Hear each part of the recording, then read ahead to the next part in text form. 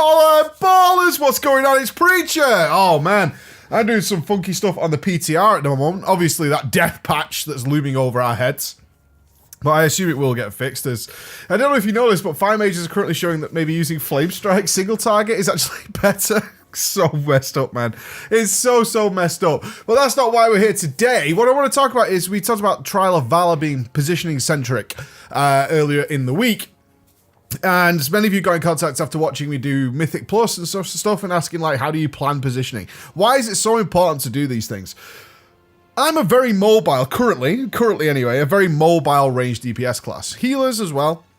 And for the most part, melee don't really have this many concerns, as they tend to follow the mobs around and go as fast as possible. But for everybody else, you're not as mobile as I am. But even then, I need to be very considerate. If I want to perform really well, being in the right position and having to move less is the biggest source of extra damage. It's the biggest source of extra damage, more than like whether or not you're wearing the exact right item or whether or not you manage to squeeze in that extra tiny little bit of potion uptime. All those kind of things are great. They're wonderful.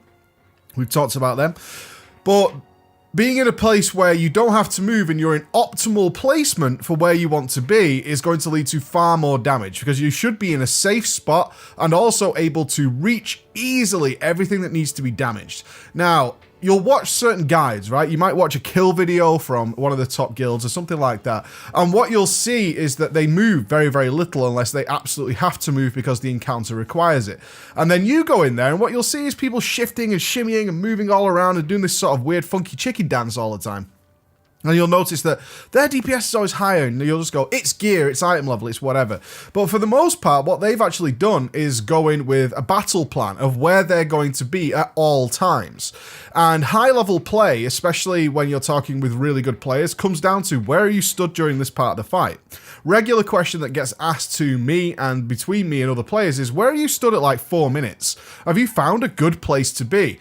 And that might seem really foreign to you. If you're just getting into raiding, you'd be like, I never asked those questions. And these are the things you want to be thinking about if you want to do really well. You should be thinking about these things, because this is so massively important, is to stop moving around all the time as much as possible. So how do you draw up a battle plan? So what we're going to do is look at me on Helia Heroic, a fight that many people are working on. It's dying now, and obviously we're going to get some loot buffs in Trials of Valor, which will be very nice. So Helia Heroic involves a shitload of movement, an absolute shitload of movement. So in order to counter that and to beat the fight effectively as a player, we're going to come up with a battle plan of exactly where we want to be at every single moment of the fight.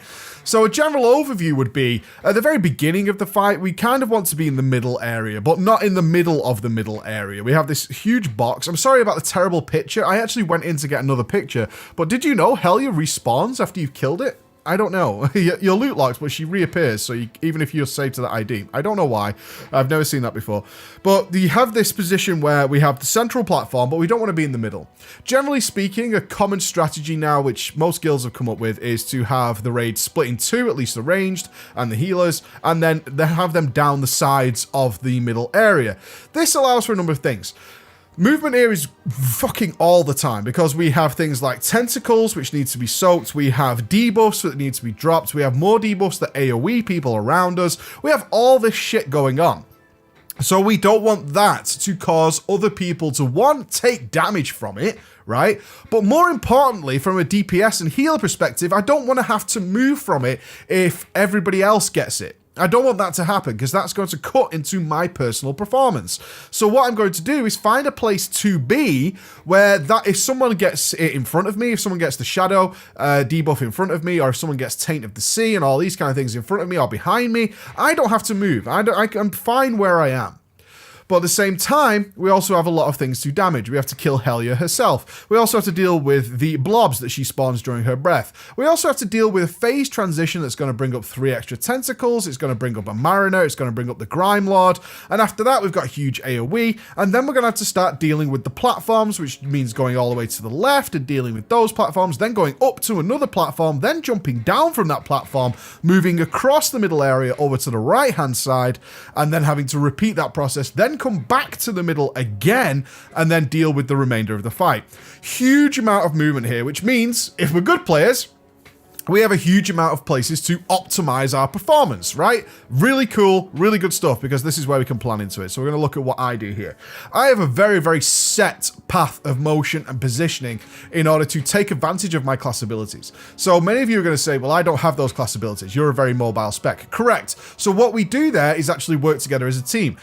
Whoever has the best mobility, generally you're going to give them the furthest places to move because they have great mobility, so that's not going to cost them too much. If you have terrible mobility, you're going to want to position yourself in such a way that you have the least amount of space to actually move geographically, right? The least amount of yardage to cover in order to maximize your damage.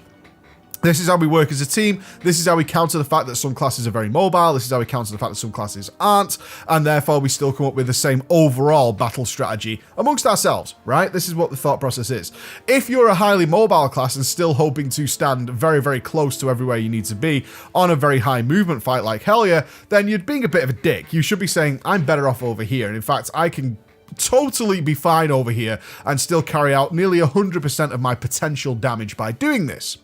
So let's look at what I do. So for phase 1, I'm positioned in the right-hand team. Why is that? Well, the furthest position away from where I'm going to need to be is on the very far left platform when we have the first split. That's a long distance to cover, but I'm a mobile class, so therefore that's fine for me. So what I'm going to do is say, okay, I need to go all the way to the left-hand platform.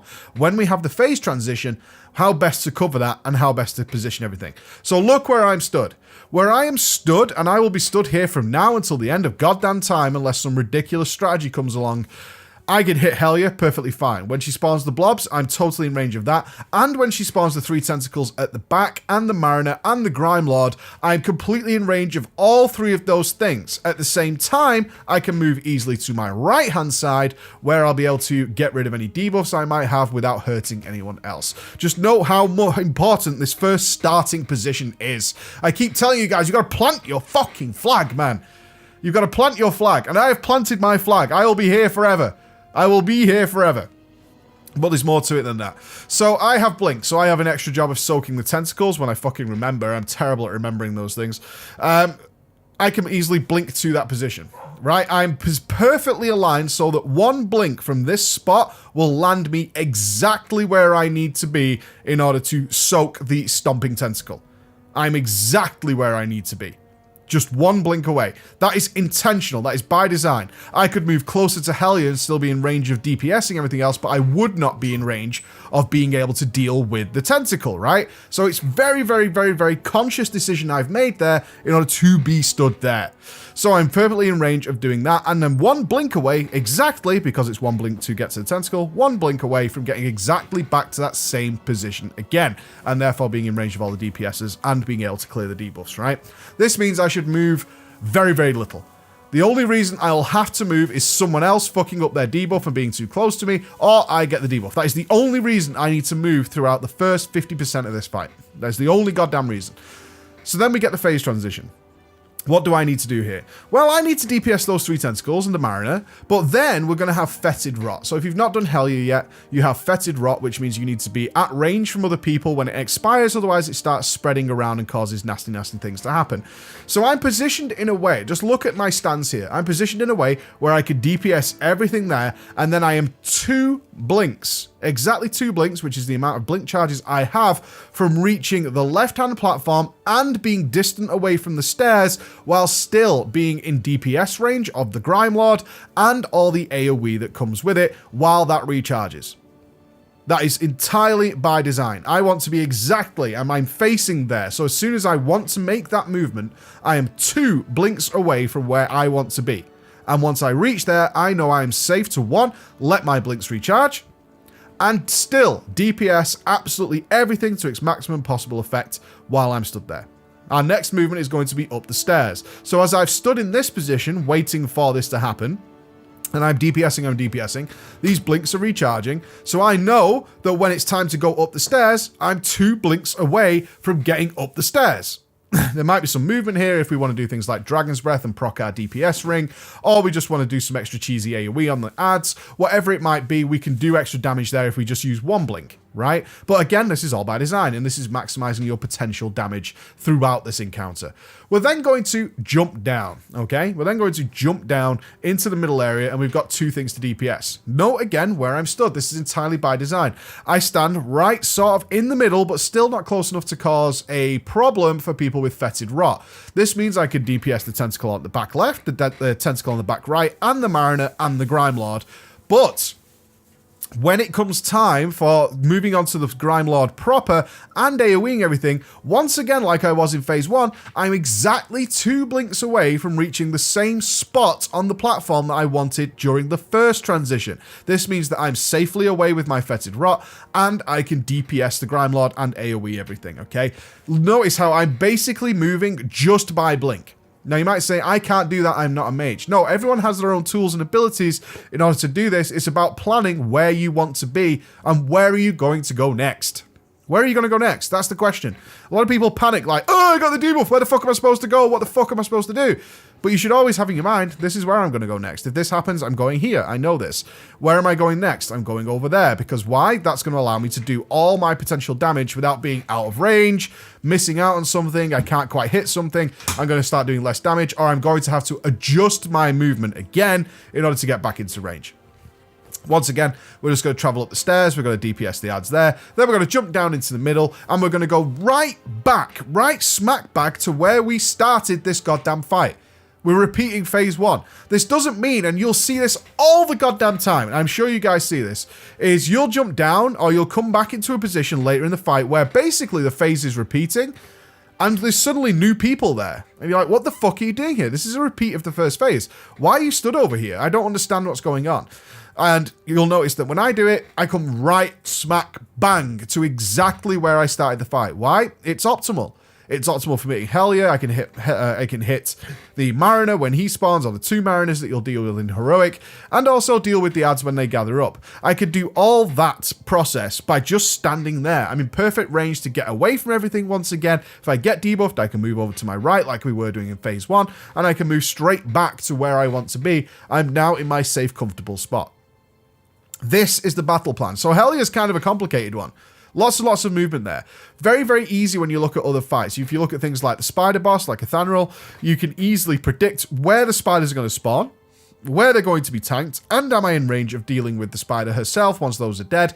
Similar with Ursoc. If Ursoc's going to charge me, and my cluster of ranged is going to be moving to my right, I'm going to use Ursoc to my advantage. I'm going to wait for Ursoc to charge, and I'm going to make him knock me in the direction that I want to land. That cuts out another movement of the fight. These are all the type of things you need to approach even the simplest of fights with if you want to do well. If you want to do well. Same with Guam. As we said in the first video, looking at Trial of Valor, is Guam's going to do his headlong charge. As you know when that's coming, you're going to reposition yourself in a way that during his headlong charge, you get the maximum DPS uptime. Doesn't always work, he charges really far away, but still, you know that's going to happen and you can gain that position early. And what you're going to see, and I fucking promise you guys this, you will start naturally casting more spells.